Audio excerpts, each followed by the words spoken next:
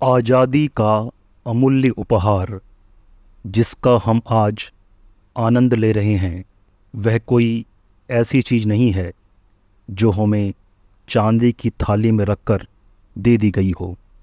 देखते रहिए आज़ादी के संघर्ष की अमूल्य धरोहर की ये कहानी।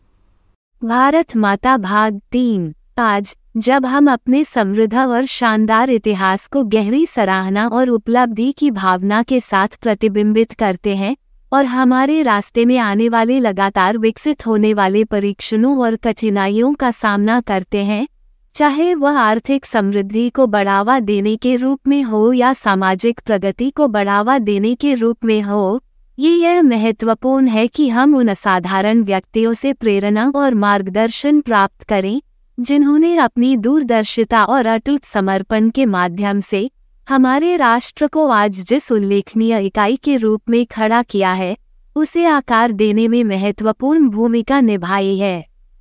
ये असाधारण नेता, जिन्होंने अपने अस्तित्व का हर हिस्सा हमारे प्यारे देश की भलाई और उन्नति के लिए समर्पित कर दिया, हम सभी के लिए प्रेरणा के स्रोत के रूप में काम करते हैं।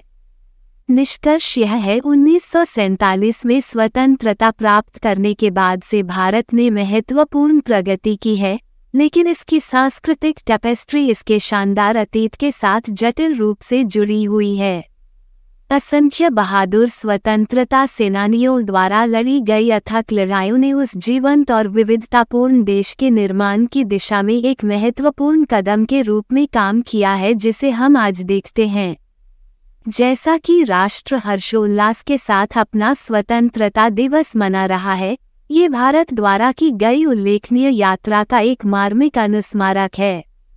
भारत एक ऐसा राष्ट्र जिसने शानदार सभ्यताओं के उतार चढ़ाव को देखा है, एक रहस्यमय और विस्मयकारी इतिहास समेटे हुए है जो कई सहस्राब्दियों तक फैला हुआ है।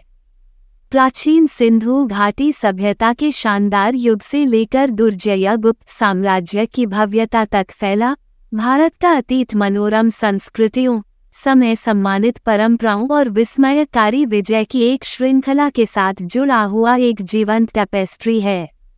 अपने प्रारंभिक वर्षों के दौरान भारत ने व्यापार और बौद्धिक गतिविधियों के केंद्र के रूप में सेवा करते हुए महान समृद्धि की अवधि का अनुभव किया।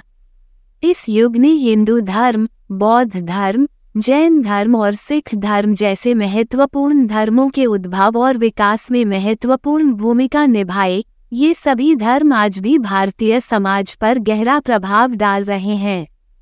इसके अलावा भारत को विज्ञान, गणित, चिकित्सा और दर्शन जैसे क्षेत्रों में अपनी उल्लेखनीय प्रगति के लिए व्यापक मान्यता मिली। इतिहास के दौरान विभिन्न राजवंश भारत के विभिन्न हिस्सों में सत्ता के पदों पर आसीन हुए। एक उल्लेखनीय उदाहरण मौर्य है, जो एक विशाल साम्राज्य स्थापित करने में कामयाब रहे, जो प्राचीन काल में सबसे विशाल साम्राज्य में से एक था। इसके विपरीत मुगलों ने अपनी विशिष्ट कलात्मक और स्थापत्य शैली के साथ अपने शासनकाल के दौरान इस क्षेत्र पर एक अमिट छाप छोड़ी।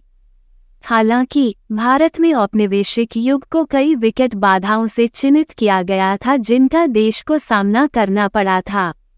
भारत माता भाग 3 समाप्त। धन्यवाद। आप देख रहे थे गॉड ब्लेस टीवी हिंदी। हमारे साथ जुड़ने के लिए सब्सक्राइब अवश्य करें।